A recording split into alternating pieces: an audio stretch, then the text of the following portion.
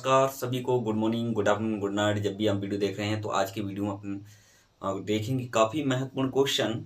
भारत में प्रथम आम चुनाव। ठीक है, इस क्वेश्चन के लिए आप लोगों के मुझे कमेंट भी आ रहे थे। ठीक है, तो आज लेकर के आ गए।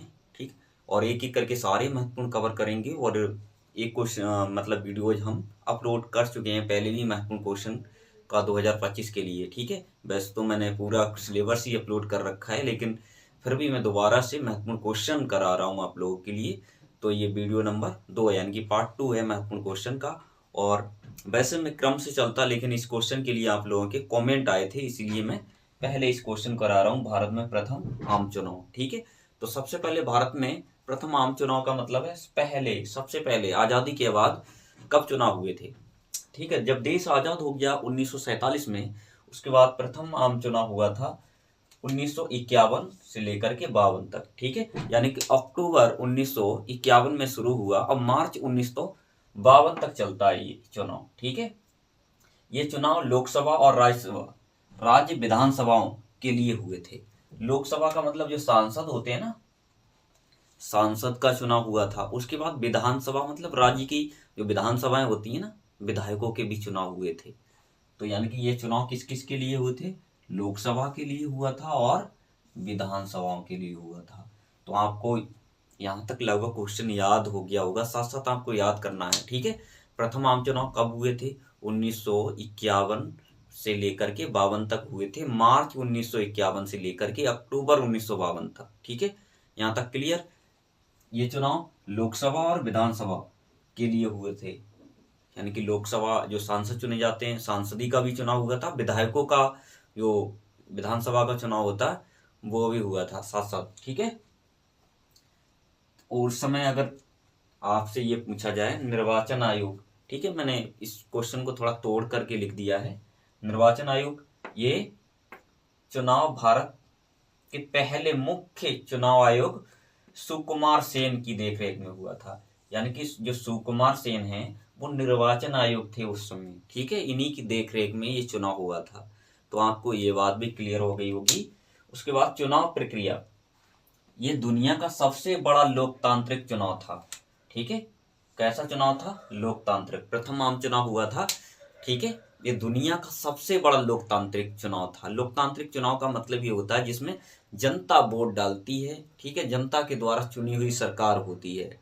जनता अगर जिसको पसंद करेगी, भाई मुख्यमंत्री प्रधानमंत्री होगा। ठीक है, तो लोकतांत्रिक की खासियत यही होती है। आई बात समझ में। कुल 489 सीटों के लिए लोकसभा चुनाव हुए। तो पहली बार जब चुनाव हुआ था तो 489 सीटों पे हुआ था। अब जो चुनाव होता है 545 सीटें हैं। ठीक है, लेकिन उस समय जब पहली बार चुनाव हो रहा था 1951-52 में, ठीक है, तो 489 सीटों पर हुआ था। ठीक है, लोकसभा का चुनाव। उसके आगे क्या है, लगभग इसमें कितने करोड़ मतदाताओं ने भाग लिया था, 17.3 करोड़ मतदाताओं ने भाग लिया था इस चुनाव में।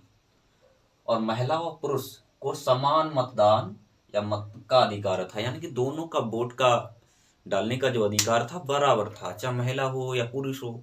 बैट जो वोट की वैल्यू है ना, दोनों के लिए बराबर होती है, इतनी बात तो आप जानते ही हैं। यानी कि वोट चाहे पुरुष का हो चाहे महिला हो, सबकी वोट की वैल्यू कैसी होती है, बराबर होती है, इक्वल होती है। ठीक है, तो उस समय भी ऐसा था। तो ये बात तो आप समझ गए होंगे। मुख्य राजनीतिक दल कौन कौन से, यानी कौन कौन सी पार्टियां उस चुनाव में शामिल थी, उन पे थोड़ी सी चर्चा कर लेते हैं। तो आई होप आपको पूरा क्वेश्चन ही क्लियर हो जाएगा ये। ठीक है, तो भारतीय राष्ट्रीय कांग्रेस पार्टी भी इसमें शामिल थी, और ये तो सबसे पहले पुरानी पार्टी थी, है ना। तो कांग्रेस पार्टी इसमें शामिल थी, और भारतीय कम्युनिस्ट पार्टी भी इस चुनाव में चुनाव लड़ रही थी। उसके बाद भारतीय जनसंघ पार्टी भी थी, जो कि आज की बीजेपी का पूर्व रूप है। ठीक है, तो उस समय बीजेपी तो नहीं थी, बीजेपी का पुराना रूप था भारतीय जनसंघ। ठीक है, तो भारतीय जनसंघ पार्टी भी वहां पे चुनाव लड़ रही थी। कांग्रेस तो आप जानते ही हैं जो अब भी है विपक्ष में। ठीक है, उसके बाद सोशलिस्ट पार्टियां भी इसमें चुनाव लड़ रही थी। ठीक, तो इतनी ये पार्टियां थी जो उस समय प्रथम चुनाव में भाग ले रही थी। तो आई होप आप ये समझ गए होंगे। और इस चुनाव का परिणाम क्या रहा, रिजल्ट की बात करें तो इसमें कांग्रेस ने भारी बहुमत से जीत हासिल कर ली। कांग्रेस को 489 सीटों पे चुनाव हुआ था, उसमें से 364 सीटें इससे मिली। 364 सीट किसे मिली? कांग्रेस को। ठीक है, और जिसका बहुमत होता, बहुमत दल का ही कोई एक व्यक्ति, एक सांसद, जितने भी सांसद में से है ना 364 सांसदों में से कोई एक व्यक्ति कौन बनेगा? प्रधानमंत्री। ठीक है, तो कांग्रेस ने अपना प्रधानमंत्री को चुन लिया था, नेहरू जी को। ठीक है, तो श्री पंडित जवाहरलाल नेहरू स्वतंत्र भारत के प्रथम प्रधानमंत्री बने। स्वतंत्र का मतलब जो देश अंग्रेजों से आजाद हो गया ना, तो आजादी के बाद देश के पहले प्रधानमंत्री पंडित जवाहरलाल नेहरू जी बनते हैं। ठीक है, तो आई होप आप यहाँ तक भी समझ गए होंगे। प्रथम आम चुनाव के बारे में हम चर्चा कर रहे हैं। ठीक है, इस चुनाव का महत्व क्या था? इस चुनाव में लोकतांत्रिक इतिहास की नींव रखी। लोकतांत्रिक इतिहास का मतलब है, यानी कि पहली बार देश के अंदर ऐसा हुआ था कि जनता ने वोट डाल करके अपनी स्वतंत्रता के आधार पर प्रधानमंत्री बनाया। ठीक है, उससे पहले का देश में रियासतें थी, देसी रियासतें, यानी कि राजा हुआ करते थे, उन्हें बोलते थे देसी रजवाड़े। उनके बारे में भी हम क्वेश्चन पढ़ेंगे आगे चल के, तो चिंता करने की कोई जरूरत नहीं है। ठीक है, और ये क्वेश्चन आपको समझ में आया है तो क्या करना है?